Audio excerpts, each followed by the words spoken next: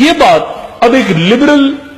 Fascist میں کہوں گا وہ لکھ رہا ہے. اب یہ بات اگر کسی مدرسے کے اندر بیٹھا ہوا کوئی عالم دین بات کرے کہ میں بھی کافر تو بھی کافر، مسجد کے اندر کافر مسجد کے باہر کا، تو آدھی دنیا کی این جی اوز، ڈالر خور مافیا، یہ سارے موم بتی مافیا سارے کھڑے ہو کے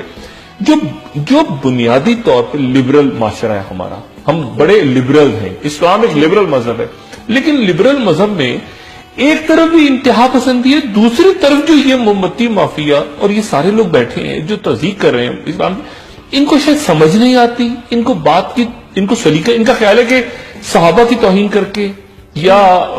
کسی امام کی توہین کر کے یا کسی وارث شخص کی توہین کر کے یا کوئی حجاب میں لڑکی ہے اس کی توہین کر کے یا مذاق اڑا کے اسلام کا یا رسول اللہ صلی اللہ علیہ وسلم یا امہات المومنین کا، یہ ان کا خیال ہے کہ ان کا مذاق اڑا کے ہم زیادہ لبرل بنیں گے. تو یہ تو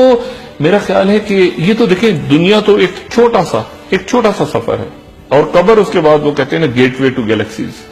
اس کے بعد آپ نے قبر میں جانا ہے، اور قبر ایک دروازہ ہے جو آپ کو ایک لمبی منزلوں کی طرف لے جائے گا. چھوٹی سی یہ لوگ، میری سمجھ سے میں ان کی باتیں سن رہا ہوں، گمشدہ افراد کے لیے وہ کہاں پہ ہیں، تحقیقات ہونی چاہیے، سب کچھ ہونا چاہیے، لیکن اس کے نتیجے میں جو بحث چھیڑ دی گئی ہے بدقسمتی سے ہمارے معاشرے میں تمام مسالک کے لوگ